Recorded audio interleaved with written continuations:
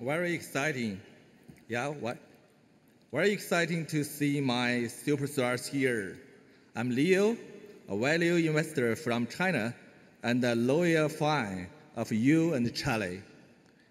Many Chinese investors feel all kinds of performance pressure, question, and even laughing at value investing.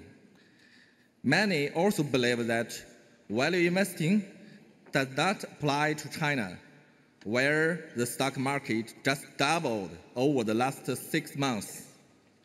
I would like to ask Mr. Buffett, do you think value investment can be widely applied in all markets or just for material markets, just as the ones in the United States? Do you have any suggestions for value investors to hold against pressure and to be much happy? Thank you.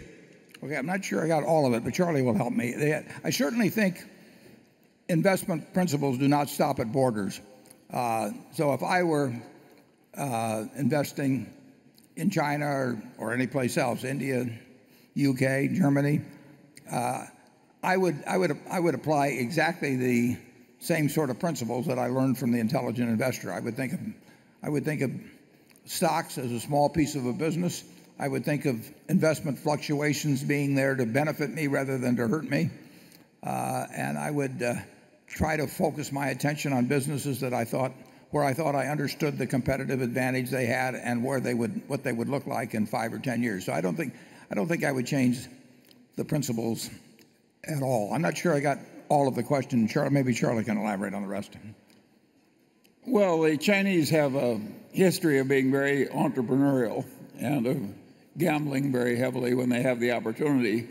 And it has created great volatility in the Chinese stock markets. And when things get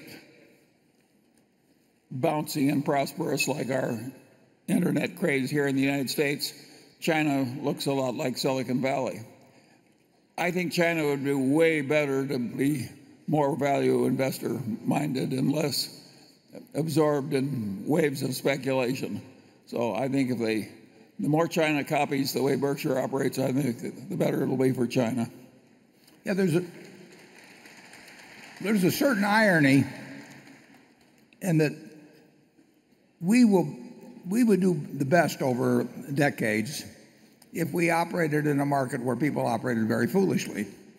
And the more people respond to short-term events and exaggerated things or anything that causes people to get wildly enthusiastic or wildly depressed actually is what allows people to make lots of money in securities. And on the other hand, it's not the greatest thing for a society. And Charlie and I have benefited enormously by the fact that over a 50-year period, there have been a few periods, probably the most extraordinary being 1973 and 74, where you could buy stocks unbelievably cheap, cheaper than happened in 2008 and 2009. And it doesn't make sense to have that much volatility in the market, but humans behave the way humans behave, and they're going to continue to behave that way in the next 50 years. I mean, if you're a young investor and you can sort of stand back and value stocks as businesses and invest when things are very cheap, no matter what anybody is saying on television or what you're reading, and perhaps, if you wish, sell when people get terribly enthused, it is really not a very tough intellectual game. It's an easy game if you can control your emotions.